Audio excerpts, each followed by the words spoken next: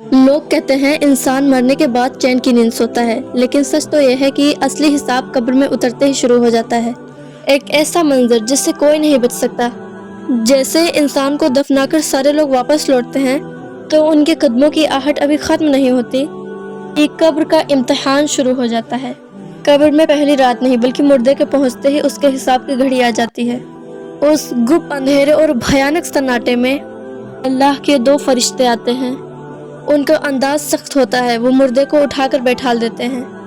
اب سوال اور جواب کا سلسلہ شروع ہوتا ہے جو انسان کی قسمت کا فیصلہ کرتا ہے۔ فرشتے پہلا سوال کرتے ہیں، تیرا رب کون ہے؟ اگر وہ مردہ نیک اور ایمان والا ہوتا ہے تو اس کے دل میں کوئی ڈر نہیں ہوتا، وہ پورے یقین کے ساتھ جواب دیتا ہے، میرا رب اللہ ہے۔ پھر دوسرا سوال آتا ہے، تیرا دین کیا ہے؟ مومن جواب دیتا ہے، میرا دین اسلام ہے۔ پھر تیسرا اور سب سے بڑا سوال آتا ہے، ہمارے پیارے نبی محمد صلی اللہ علیہ وسلم کا نورانی چہرہ مبارک دکھایا جاتا ہے اور پوچھا جاتا ہے، تو اس شخص کے بارے میں کیا جانتا ہے؟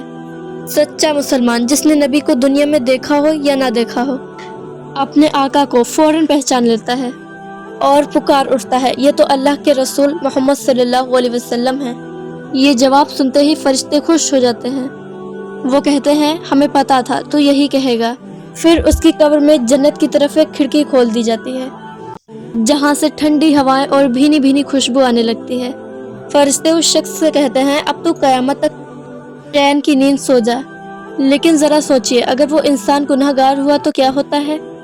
جب وہی 3 سوال اس سے پوچھے جاتے ہیں تو دہشت کے مارے اس کی زبان پر تالا پڑ جاتا ہے۔ وہ پوچھتے ہیں، تیرا رب کون ہے؟ ہائے افسوس، میں نہیں جانتا۔ نبی کو پہچانتا ہے، وہ کہتا ہے، ہائے مجھے کچھ نہیں پتا، میں تو وہی کہتا تھا جو لوگ کہتے تھے۔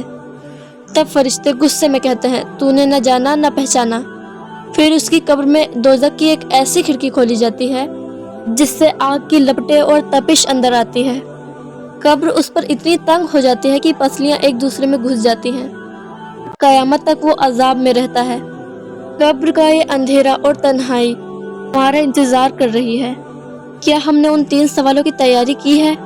اللہ ہم سب کو قبر کے عذاب سے محفوظ رکھے۔